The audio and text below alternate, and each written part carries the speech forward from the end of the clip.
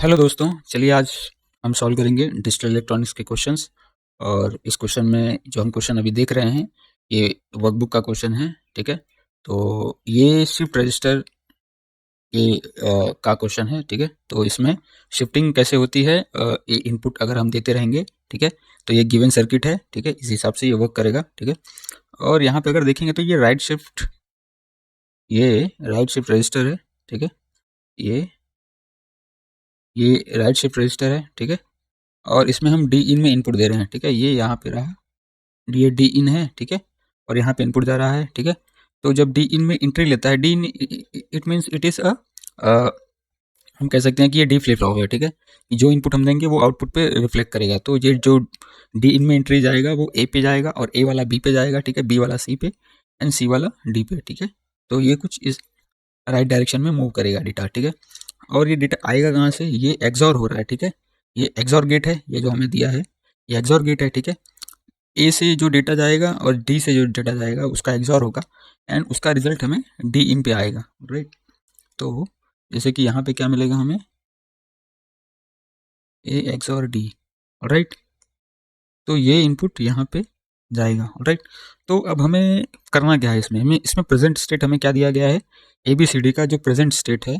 ठीक है, A B C D का जो प्रेजेंट स्टेट है 1101 है। ठीक है, तो जो प्रेजेंटली 1101 ये ऑलरेडी मतलब है स्टेट में। ठीक है, अब ये कह रहा है कि the number of clock cycle requireds to reach the state. ठीक है, ये बोल रहा है कि हम कितनी क्लॉक साइकिल इसको देंगे, और जिसके बाद ये इसका स्टेट 4 टाइम्स 1 1 हो जाएगा। Right, like 1 1 1 1। ठीक है, तो यहाँ से इसको यहाँ पे रीच करने के लिए कितने क्लॉक साइकिल्स इसको लगेंगे। ठीक है, तो चलिए देखते हैं। तो जैसे कि हमने एक टेबल बना लिया है यहाँ पे ऑलरेडी। ठीक है, और देखेंगे कि इनिशियल स्टेट हमें क्या दिया है, 1101। ठीक है, इसके हिसाब से अब जो डेटा आएगा, ठीक है, जो भी डेटा हम पहले हम देखते हैं कि क्या है, ए और ये ए और डी का वैल्यू 1 1 है, तो हमने लिख दिया यहाँ पे 1।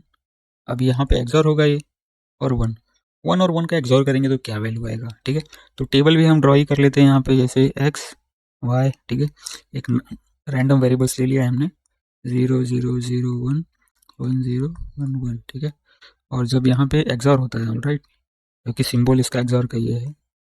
ठीक है, तो क्या आएगा, जब 0 0 होता है, ठीक है, जब सिमिलर होता है तो उसका वैल्यू 0 आता है, और जैसे ही वैल्यूज डिफरेंट होते हैं, यानी 0 1 या 1 0, तो एक्सॉर हाई हो जाता है। ठीक है, यहाँ पे भी हाई हो जाएगा, यहाँ पे 0 हो जाएगा। ऑलराइट, सिमिलर डेटा पे XOR will give 0 result. Alright, तो यहाँ पे हमें क्या मिलेगा, यहाँ पे मिलेगा हमें 0। ठीक है, अब ये 0 जाएगा यहाँ पे। ठीक है, तो 0 हमने यहाँ पे लिख दिया। ठीक है, अब ये डेटा यहाँ से, अब क्योंकि राइट शिफ्ट है ना, तो ये जो ये वैल्यू था यानी ए का, वो बी पे चला जाएगा। ठीक है, इस हिसाब से, और ये डेटा बी वाला सी पे चला जाएगा। ठीक है, और सी वाला डी पे चला जाएगा। ऑलराइट, तो यहाँ पे हमें वैल्यू लिखना है। ठीक है, ये 1 आ गया। ऑलराइट, तो और इसका वैल्यू यहाँ 1 आ गया, और इसका वैल्यू यहाँ पे 0 मिल गया हमें। ठीक है, इतना क्लियर, सिंपल है। अब यहाँ पे देखेंगे ए का वैल्यू यहाँ पे 0 हो गया, और डी का वैल्यू यहाँ पे 0 हो गया।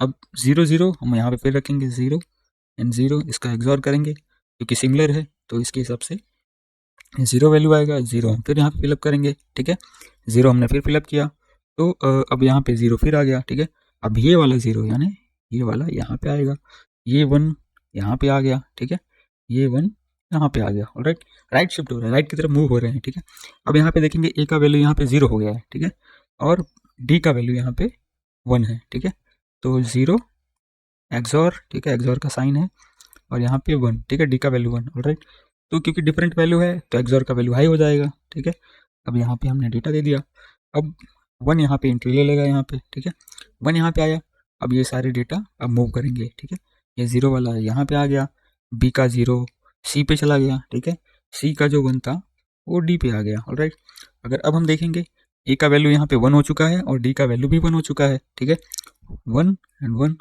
1 1 का हम अगर एक्सॉर करेंगे तो हमें फिर 0 मिलेगा, और वो वैल्यू हम फिर यहाँ पे रखेंगे, तो 0 यहाँ पे आ गया। ठीक है, अब ए में जो प्रीवियसली 1 था वो मूव करके बी पे चला जाएगा, क्योंकि शिफ्ट रजिस्टरिंग कर रहे हैं हम राइट साइड में। ठीक है, और बी का 0 चला जाएगा सी पे, और सी का 0 आ जाएगा डी पे, राइट। अब वापस से ए और डी का वैल्यू 0 0 हो गया, हम यहाँ पे फिर पुट करेंगे 0 एंड 0, और 0 0 का एक्सॉर जब करेंगे तो अगेन हमको मिलेगा 0, और 0 फिर हम यहाँ पे रखेंगे। अब 0 यहाँ पे आ जाएगा, ठीक है, एंट्री लेगा, और जैसे ही 0 यहाँ पे आया और ये सबको धक्का देगा तो ए का वैल्यू बी पे चला जाएगा, ठीक है, और ठीक है ऐसे, और बी का वैल्यू सी पे आ जाएगा, सी का वैल्यू डी पे आ जाएगा, राइट, इस हिसाब से। और अगर हम फिर देखें तो ए और डी का वैल्यू अगेन 0 0 है, 0 एक्सॉर 0, ठीक है, 0 0 का आंसर फिर 0 आया, फिर हमने इसे यहाँ पर रखा।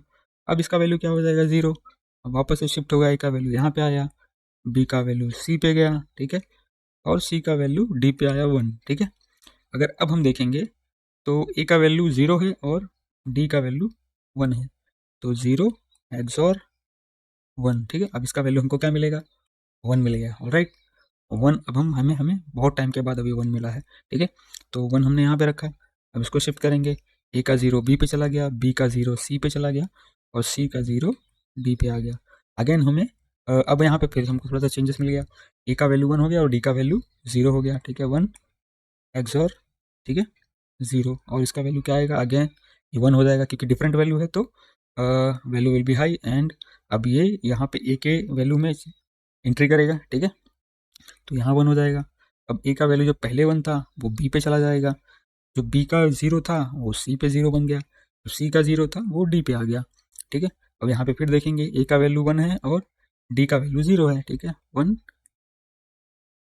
और इसका 0 और इसका एक्सॉर 1 होगा, फिर हमने पुट करेंगे यहाँ पे 1, ठीक है, ए का वैल्यू बी पे जाएगा, बी का वैल्यू यहाँ आएगा सी पे, और सी का वैल्यू यहाँ आएगा। अगेन हम देखेंगे ए का वैल्यू यहाँ पे जो दिख रहा है हमें 1 और सी का वैल्यू 0, ठीक है, तो अगेन यहाँ पे पुट करेंगे 1 एक्सॉर 0 करेंगे, 1 एक्सॉर 0 का वैल्यू फिर हाई होगा, और फिर वो एंट्री लेगा यहाँ पे, और ये कितना हो जाएगा 1 1, ठीक है, इस हिसाब से वहाँ पे ए का वैल्यू यहाँ चला गया, बी का 1 सी पे आया और सी का 1 डी पे आया, तो हमारा रिक्वायर्ड स्टेट नहीं लगता मिल गया हमें, इसे 1 1 1 चाहिए था और हमने 1 1 1 हमें मिल गया।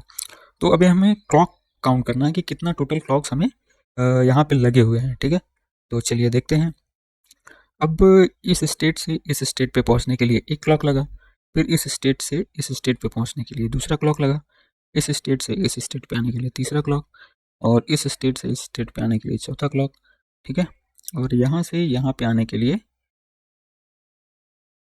पाँचवा क्लॉक, यहाँ से इस पे जाने के लिए छठवां क्लॉक, यहाँ से यहाँ आने के लिए सातवां क्लॉक, यहाँ से यहाँ आने के लिए आठवां क्लॉक, यहाँ से यहाँ आने के लिए नौवां क्लॉक, और यहाँ से यहाँ आने के लिए 10वां क्लॉक, ठीक है।